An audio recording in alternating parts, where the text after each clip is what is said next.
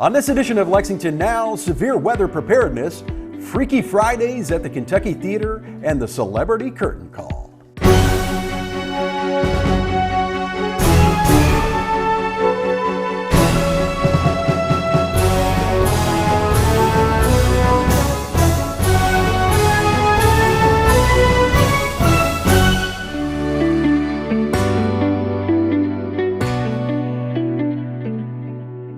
I'm Neil Noah, and welcome to Lexington Now for the week of April 15th, 2024.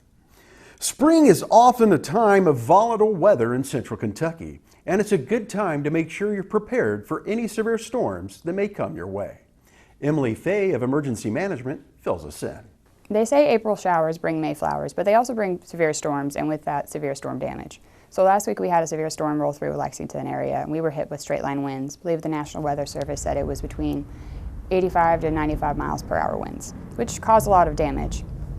So what we want people to know and understand is that it's time to be prepared for those things. Having an emergency plan and having an emergency kit are some of the most important things you can do before a storm hits. So for an emergency plan, let's say for a family of 4, that would include where you're going to go if you can't stay at your house, where you're sheltering your house if it's a severe storm, let's say thunder, lightning, or a tornado shelter within your house, usually an interior room or closet, bathroom, and any other planning you would need to do to take care of your family. So those with young children would have diapers and toys and extra clothes. Those with older children might have books and homework and things to keep them entertained. If you're a family that includes taking care of an elderly person, you want to make sure you have their medications, medical records, and any other medical devices they need to keep them going. The best time to prepare for a new emergency happening or another weather event is right after one has just occurred. So you may have had your supplies ready, but now it's time to refresh. And it's time to think about what you might need the next time this happens. So it's a blue sky day, you don't want to think about something bad happening, but weather is unpredictable and we need to be prepared. So now's the time to sit down and go, okay, we didn't have power, what do we do about food? How do we get our medications refilled? Did our pets have enough food? How much do we need to keep in spare? And just make a list and check it off as you go. It doesn't have to be done all in one Saturday afternoon. You can spread out over a month, make a weekly checklist, and just build your kit back up. It's always good to keep that emergency supply kit in something waterproof, like a Rubbermaid tote or a waterproof backpack. They even make 5-gallon buckets you can cinch up. And now you have a way to carry water as well. Just do what works for your family, but it's important to do it. So every emergency kit will vary by family based on that specific family's needs. But in general, you should have enough non-perishable food and bottled water for 3 days per person. So a family of 4 servings a day per meal per person. And you'll also need to have a first aid kit, medical supplies, prescriptions for your family, blankets, flashlights, extra batteries, a weather radio with extra batteries. Make sure all of your emergency electronics are battery powered so that you can switch those out and still use them when the light goes out. If your family includes pets, if you have a cat or a dog, parakeet, you want to include them in your emergency plan, making sure you have food and water for them, about 1 gallon a day for dogs and cats, depending on the size. Obviously, Great Danes are going to need more water than Chihuahuas, but making sure you have that with you, an extra leash, a collar, any medications they may take, toys to keep them occupied. Pets get stressed too. You want to keep those anxiety levels down, and everybody loves a good toy. And making sure that you're prepared to bring them with you and that they're a part of your emergency plan. So where you go when you evacuate because your house is flooding needs to include a safe place for your dog or cat or parakeet to go with you. I would keep your emergency kit somewhere you can easily access it. Some people keep it in a utility closet or a linen closet. I know mine personally is tucked in the back of the pantry in my house. Ideally, we would suggest people check their emergency kits once a month, make sure your food's in date, nothing's gone bad, your medications like Tylenol, Advil are still good, and that nothing has been worn apart with age. However, if you can't do that, if it's just a little too daunting, you can always do it by season, so spring, summer, winter, fall, which is a good idea to check to replace those emergency clothings because you need different stuff in the winter than you do need in the summer. So if you have to be out in severe weather, obviously it's best to stay safe. So depending on your severe weather, thunder, lightning, those actions are going to differ. Stay aware of your surroundings, keep a way to have emergency alerts, weather alerts if you're going to be outside, and above all, take care of yourself and those who are with you. A watch and a warning constantly issued by the National Weather Service or other local alerting agencies sound very the same. You've got a watch, you've got a warning, but the difference is sometimes confusing.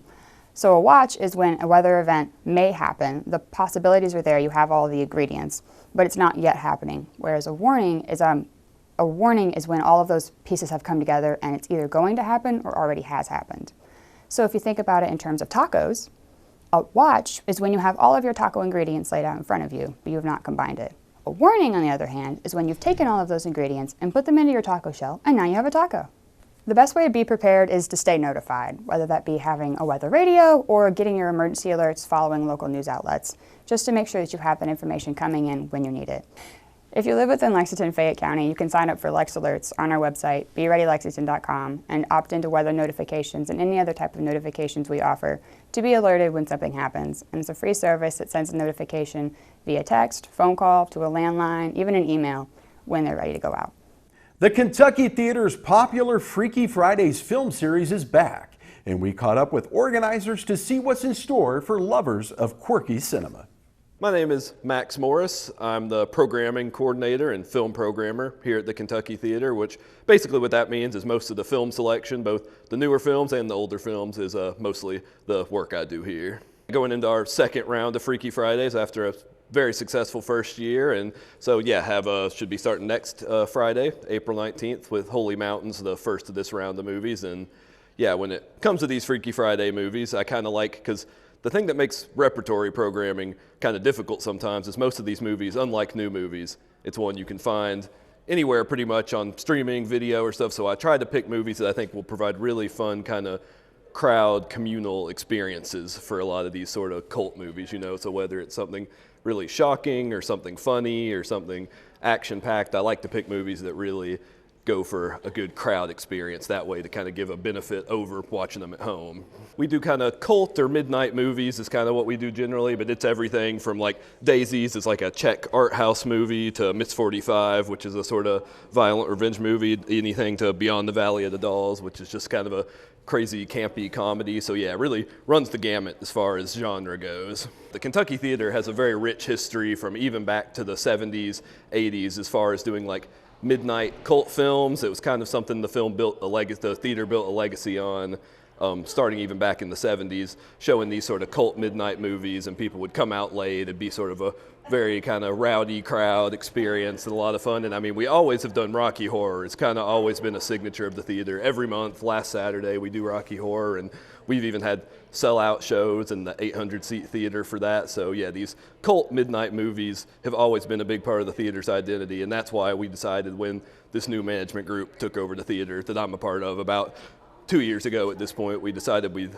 start doing kind of a planned monthly cult film series, and that's what Freaky Fridays has been. So yeah, this is just the second year of Freaky Fridays, but cult film definitely has a rich history here in the Kentucky Theater. The kind of work is like almost year-round, where I'll just kind of watch movies at home or hear about movies, and I'll take note of them. So I have a very long kind of short list I work from of cult movies all year round, and then whenever it comes around to actually picking the movies, I'll have to, because sometimes with some of these cult films, if they're really obscure, they can be hard as far as finding rights or availability. So I'll usually have a really long list, try to find availability on all of those, and then the actual film selection process is usually just about a month of research and stuff, but it's really a year-round job as far as just keeping an eye out for stuff that I think will be good for the series.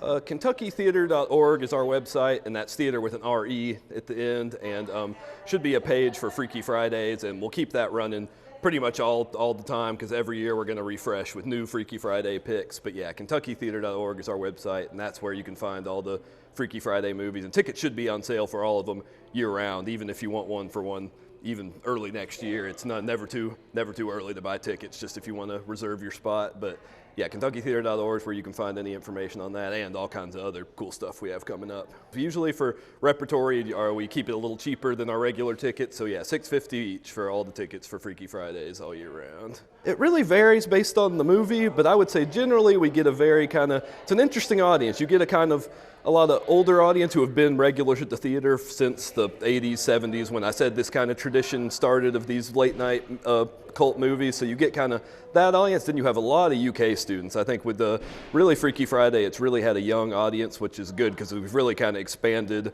A lot of people coming to Freaky Friday, they'll say, oh, this is my first time at the theater. This is my first time seeing this movie that's one of my favorites on the big screen. So yeah, it's an interesting mix, but I would say it leans towards college age, and UK students tend to be kind of our biggest audience for a lot of those cult movies. Phantom of the Paradise is definitely one of my favorites. It's a Brian De Palma kind of a campy musical with Paul Williams. I'm a big fan of like 70s kitsch, and that movie scratches all the right spots as far as that goes. Yeah, and really love that one. And then I really love Spring Breakers too. Harmony Korine, I'm a big fan of his work, and if you've never seen the movie and just kind of seen the trailers and the posters, it's won't spoil anything, but it's definitely not what you'd expect. So yeah, I definitely would recommend that one. But yeah, I love pretty much all of these ones. I'm really happy with this selection, but I'd say if I had to pick a few favorites, yeah, Phantom of the Paradise and Spring Breakers, I'm probably most excited for. Thank you to everybody that supported this series so far. If anybody's come out, and if you haven't come out, I definitely recommend checking it out because it's always really fun movies, really fun crowds, and yeah, just really excited to get, again, I do most of the programming here, but this is kind of my favorite series of everything we do just because it's always been the type of movies that I've drawn to, the kind of things that I really got into the theater going experience for. So yeah, just everybody that has come out for these Freaky Fridays, thank you for coming out, and anybody that hasn't, I definitely recommend checking it out. Holy Mountains, the April 19th, starting out there, and that's definitely got some really amazing images that are going to look great on the big screen. It's a 4K new remaster, so yeah, just definitely would recommend checking these out. If you haven't been to the theater, and be a great time to see it first. If you have been to the theater, it's definitely a fun audience. So yeah, just thank you everybody for supporting, and please keep coming out for these. 10 o'clock, it's the third Friday of every month, and yeah, always a fun time. After this, we'll take you to the Lexington Children's Theater's Celebrity Curtain Call.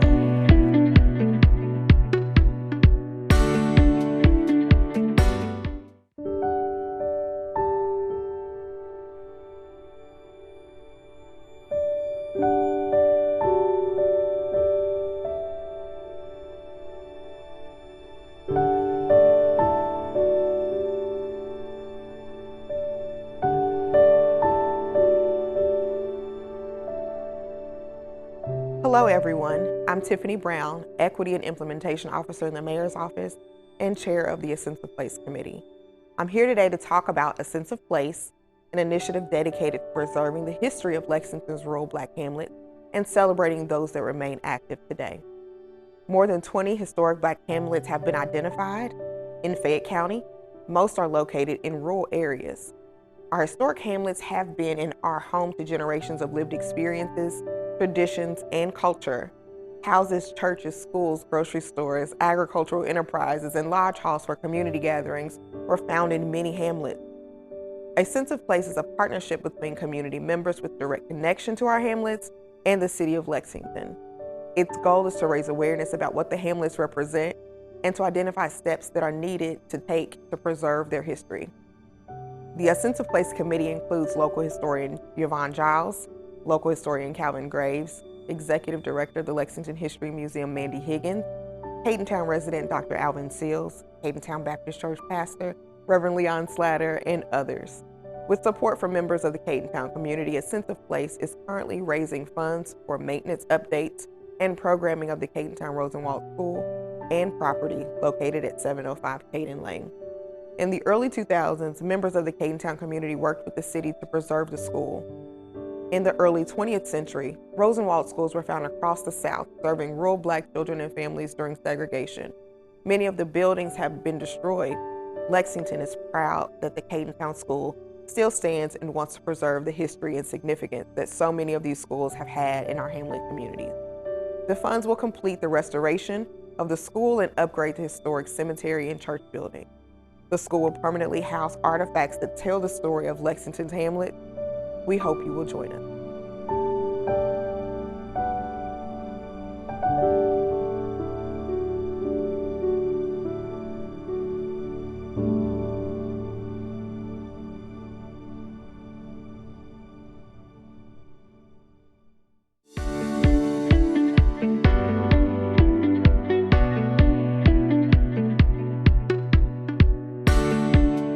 Welcome back to Lexington Now.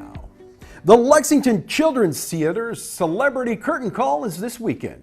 Here's what to expect. My name is Ashley Collins, and I'm the Development Director for Lexington Children's Theater. We are in our home space here on Short Street, where we've been since about 1999 and 2000. This is a very busy time for us here at the theater. We just finished an entire month of Don't Let the Pigeon Drive the Bus. And then we're also doing our fundraising gala on April 19th called Celebrity Curtain Call. We have invited 21 local celebrities to join us to present The Princess Bride. They are not professional actors. Some are fundraising professionals in town. Victor Fuente from WKYT is joining us. We have Tia and Sean Edwards from Fresh Bourbon, Annie King from the Kentucky Distillers Association. We've got people from Fayette County Schools, Tracy Bruno. We have the superintendent's office. We have people who are just local business owners who want to participate with us, UK Federal Credit Union, some other banks. And we're really excited to see local people just wanting to have fun and play with us, as well as supporting us as a fundraiser. So it's fun to just play. We do not give them much rehearsal, and that's kind of the shtick. Tonight is our first rehearsal. We have 2 hours to block as much of the show as we can, and we're gonna do some costume fittings while they're not on stage, and then next Thursday is our final dress rehearsal. Hopefully we can run through it one more time. In previous years, we only gave them 2 hours rehearsal, and that was it. And we've got a prompter off stage to kind of help guide them along, but it's fun to just keep it casual, and the audience is kind of in on it. They're not expecting this super grand performance. It's The Princess Bride. We're gonna have fun, and we're gonna get through the story in a fun way. This is presented by D&D Machinery Movers, and we have a wealth of sponsors, including Kimi, Keeneland, Morgan Stanley, Communications by Carey, Fresh Bourbon, Lexington Event Company, West 6 is providing some beer, Puccini's and Sorella's is providing some yummy treats for the evening. We have a cocktail hour where Fresh Bourbon will be doing some bourbon tastings. We've got a silent auction. We've got this really fun game called Bourbon Toss. It's like your play on a classic carnival ring toss game. Patrons pay, I think, $35, and all the bottles are at least $35 and up, so you kind of toss a ring until you find a really cool bottle. Halfway through the evening, we shift downstairs and we do our Princess Bride story, and we also do a live auction at intermission. And this year in particular, we're auctioning off a trip to the Bahamas, a trip to Vegas, some really cool LCT birthday party incentives, so there is a lot going on here at the theater. So all the proceeds for Celebrity Curtain Call go back to us in very different ways. We have a scholarship appeal that we do during our live auction that helps offset our ticket costs and educational prices. All the proceeds go to help continue our mission of creating compelling theater stories and experiences for our young people. Last year was a record-breaking year. We raised $70,000. And the previous highest was 55. So last year was a huge year for us, and I'm competitive. So I'm hoping to match myself or do a little bit better. Celebrity Curtain Call is here at the theater on April 19th at 6:30 p.m. to 10 p.m. You can purchase tickets on our website at lctonstage.org. There's a tab there that says special events, and you can find it right there. And you can see a full list of our sponsors and cast members there as well. Reforest at Home is happening this weekend. Jennifer Myatt tells us how to bring a bit of Reforest the Bluegrass to your own backyard. Here's more. I'm Jennifer Myatt with Lexington's Division of Environmental Services, and we are very excited that this year is the 25th anniversary of Reforest the Bluegrass, Lexington's annual tree planting event. So a few weeks ago, we had the Reforest 5K, and John's Run Walk puts that on, and it's a 5K that goes through Heisel Farm Park, and it supports the tree planting at Reforest the Bluegrass so that we can buy enough seedlings for everyone to plant. And we have about a dozen sponsors who help by either providing money for the event or they buy the seedlings directly for us, because we plant about 10,000 seedlings is what we have for this year. So we do have a lot of seedlings that go in the ground as part of Reforest the Bluegrass, and whatever is not planted during Reforest will be given away during Reforest at Home for people to plant in their own yards. Reforest at Home is coming up on April 20th, the Saturday after Reforest the Bluegrass, and instead of coming to us to plant trees, you come and pick up a tree to plant at your house. So we have 3 locations in Lexington. We'll be at the Living Arts and Science Center, the Shillito Park, and Jacobson Park, one of the shelters. And we'll have tree seedlings there, up to 5 per household. And you basically take those back and plant them in your own yards so that we can increase Lexington's tree canopy all over and not just in our planting areas. Everything at Reforest at Home and Reforest the Bluegrass is completely free. There's no cost associated with it. We're just really excited to be able to provide this environmental benefit to the community and give people a chance to plant trees and come out and participate with us. You can find out more about Reforest the Bluegrass on our webpage at lexingtonky.gov/reforest, or you can follow Live Green Lexington on social media on Facebook and Instagram. We've got lots of live gavel-to-gavel meeting coverage to bring you this week here and streaming on our website, including Mayor Gorton's budget address. And remember, you can find all the most accurate and up-to-date information on all city business at lexingtonky.gov. Here's this week's meeting coverage.